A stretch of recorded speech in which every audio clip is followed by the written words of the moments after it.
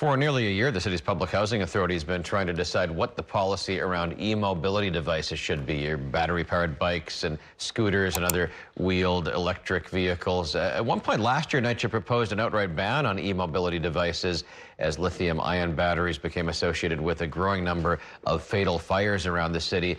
That idea was reconsidered after there was pushback from elected officials and advocates who say these devices are essential to people getting around and earning a living. So with the support of the mayor and Senator Chuck Schumer yesterday, NYCHA said it will move forward with a plan to construct outdoor safe charging facilities at 53 different NYCHA locations across the city.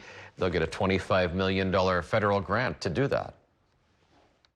The Fed-funded NYCHA project is going to reduce and even eliminate potential fire hazards linked to the batteries. This means that residents will no longer need to charge their e-bikes in their apartments, what we find to be extremely dangerous, particularly when you charge them overnight.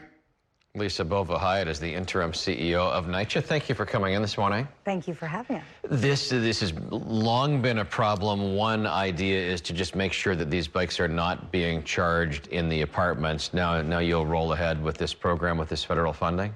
Exactly. We're so very thankful to our federal partners for this $25 million grant.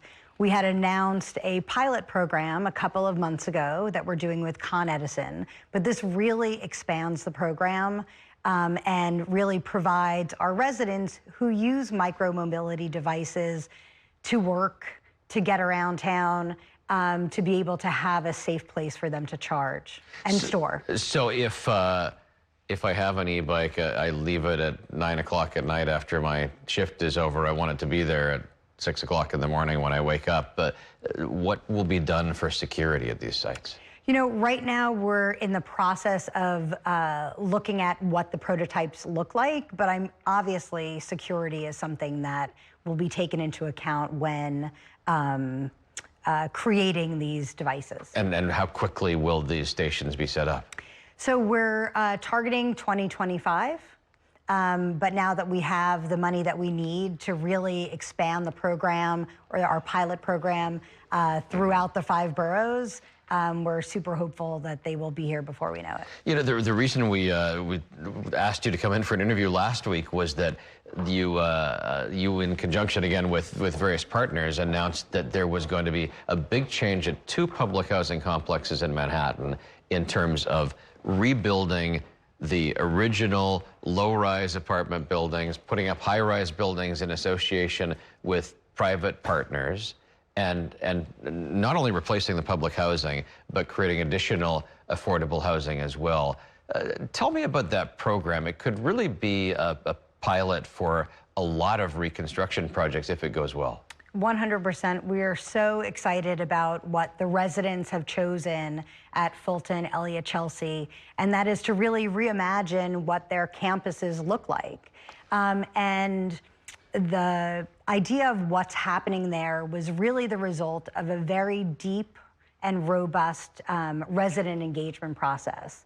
And it's really exciting to be a public housing resident and say, you know what, I'm going to get something new, a building that's sustainable, a building that's accessible. Rather than trying to go in and rehabilitate the old buildings, exactly. Some of them weren't that well built in the first place. Well, yeah, so I think, you know, when you look across the NYCHA portfolio, there can't be a one-size-fits-all approach.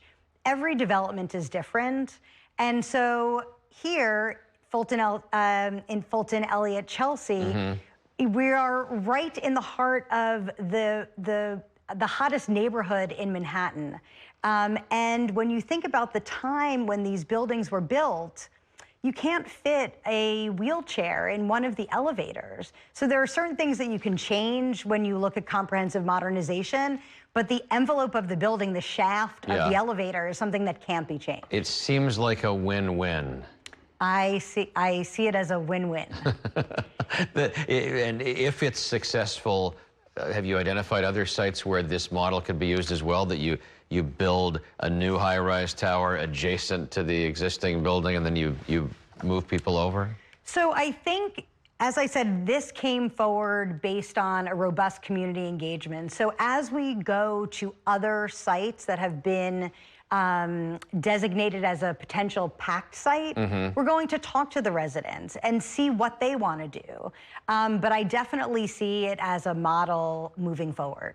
Thanks for coming on this morning, Lisa. I'm happy to be here. Thank you.